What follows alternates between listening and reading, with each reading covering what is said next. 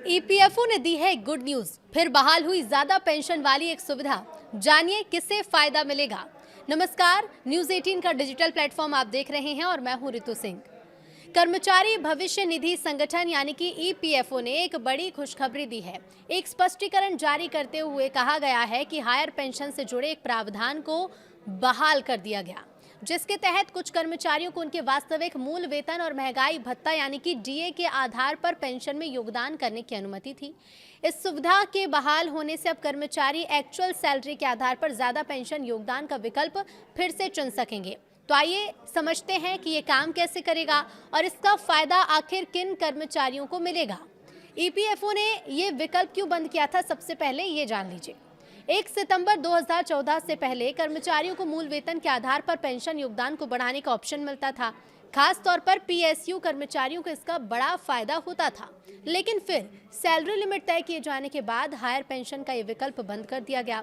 बता दें कि ईपीएस का कैलकुलेशन जिस पेंशन योग्य वेतन पर होता है उसकी मैक्सिमम लिमिट 15,000 रुपए निर्धारित है और ये बड़ा कारण है कि पेंशन भी इसी आधार पर मिलती है। अब इसे साफ शब्दों में समझें तो 2014 में लागू की गई मौजूदा सीमा के अनुसार न्यूनतम ईपीएस मासिक पेंशन 1,000 रुपए और अधिकतम पेंशन योग्य वेतन 15,000 रुपए निर्धारित है। इसके चलते अधिकतम संभव ईपीएस मंथली पेंशन 7,500 रुपए तक सीमित कर दी गई है। 2014 के बाद भर्ती होने वाले या जिनका वेतन इस सीमा से ज्यादा है, ऐसे कर्मचारी अपने पेंशन योगदान को वास्तविक मूल वेतन पर आधारित नहीं कर सकते, जिससे उनके संभावित पेंशन लाभ सीमित हो जाते हैं। अभी ईपीएफ का कैलकुलेशन क्या है? तो ईपीएफओ के वर्तमान नियमों को अगर देखा जाए तो कर्मचारी और नियोक्ता दोनों बेसिक सैलरी और डीए का 12% हिस्सा ईपीएफ खाते में जमा करते हैं, जिसमें नियोक्ता के योगदान में से 8.33% हिस्सा कर्मचारी पेंशन स्कीम में चला जाता है, तो वहीं 3.67% पीएफ अकाउंट में जमा होता है। ईपीएस में गया पैसा रिटायरमेंट के बाद मंथली पेंशन के रूप में कर्मचारी को मिलता है। अब कौन से वो कर्मचारी हैं जिन्हें इस सुविधा का लाभ मिलेगा? तो सरकार ने जो स्पष्टीकरण जारी किया है उसके मुताबिक हायर पेंशन बहाल सुविधा का लाभ सिर्फ और सिर्फ उन कर्मचारियों को मिल सकता है जिन्होंने 1 सितंबर 2014 के संशोधन के पहले हायर पेंशन ऑप्शन चुना था, यानी ये सभी ईपीएफओ मेंबर्स पर लागू नहीं होता।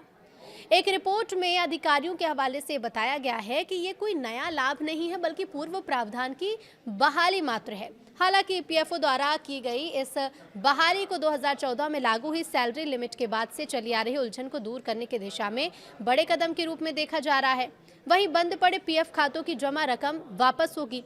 सरकार ने बड़ा फैसला लिया है।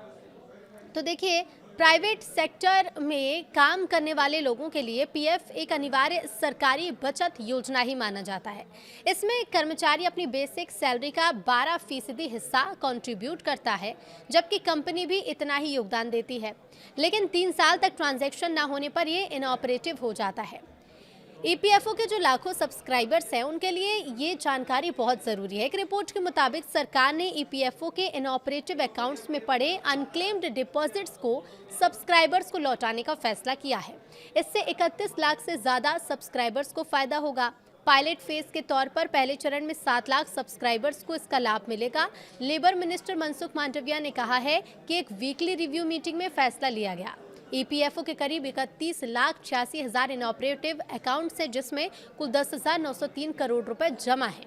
इसमें से 7.11 लाख यानी कि 7,11,000 अकाउंट्स में 1,000 रुपए तक जमा है और ये कुल राशि 30,52 करोड़ रुपए है।